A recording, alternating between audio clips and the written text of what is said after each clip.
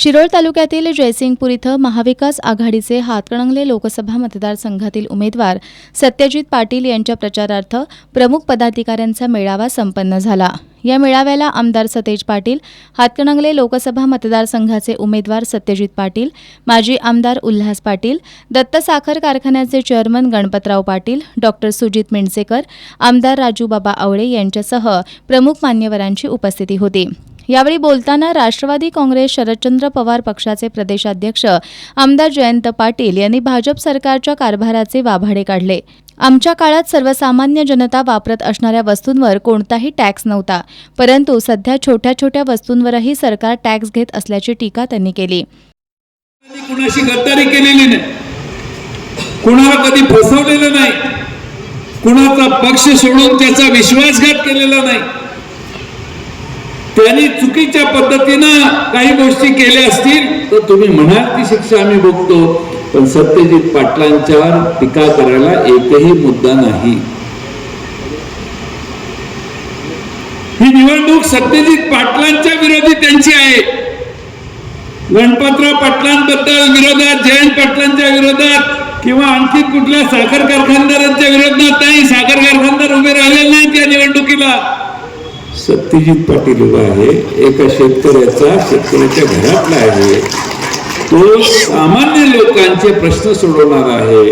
आणि म्हणून या निवडणुकीत आम्ही सगळे सांगतोय की सत्यजित पाटलांचा एक डोंगरात राहणाऱ्या डोंगरी शाहूवाडी सारख्या डोंगरी भागातल्या एका तरुण मुलाला आपल्या सगळ्यांचा आशीर्वाद मिळाला पाहिजे।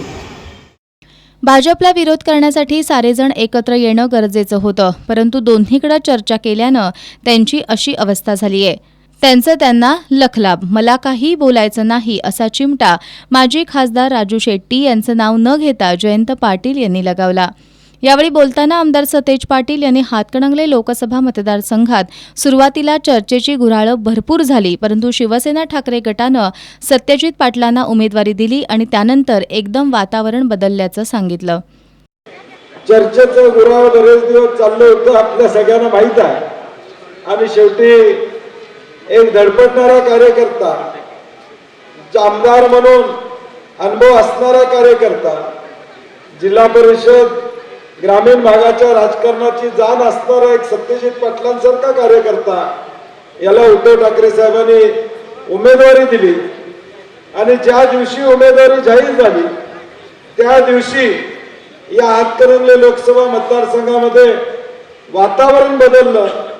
आपण म्हणतो कधी कधी सकाळचं वातावरण संध्याकाळी एकदम वेगळं असतं, तसं सत्यजित पाटलाची उमेदवारी जाहीर झाली आणि एकदम वातावरणामध्ये बदल झाला, एक उत्साह लोकांच्या मध्ये निर्माण झाला।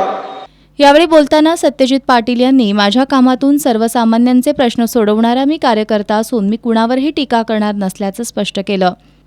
माजी आमदार उल्हास पाटील यांनी उमेदवार सत्यजित पाटील यांना खांद्यावर उचलून व्यासपीठावर आणलं, तसंच आपल्या घामाच्या कमाईतले 1,11,111 रुपयांची देणगी निवडणुकीसाठी सत्यजित पाटलांना देत असल्याचं जाहीर केलं।